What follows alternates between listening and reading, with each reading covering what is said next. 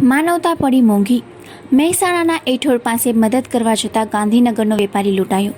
હંમેશા એવું કહેવાયું છે કે માનવીએ માનવતા દાખવવી જોઈએ, તેનાથી ભાઈચારાનો ભાવ વધે છે।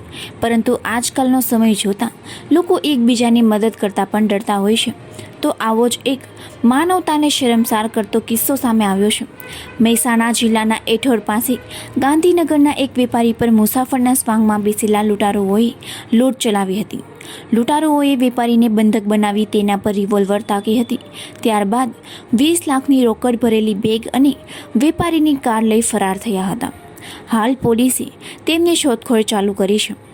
આજ રોજ ગાંધીનગરથી વહેલી સવારે પોતાની ગાડી લઈ બનાસકાંઠા જઈ રહેલા વેપારી પાસે આ ત્રણેય ઈસમોએ અડાલજ ચોકડી પાસે પોતે પાલનપુર જવું છે એમ કહીને લિફ્ટ માંગી હતી। માટે વેપારીએ મદદની ભાવનાથી ત્રણેયને લિફ્ટ આપી હતી, જે પૈકી તેમાંથી એક આગળની સીટમાં અને બાકીના બે પાછળની સીટમાં બેઠા હતા।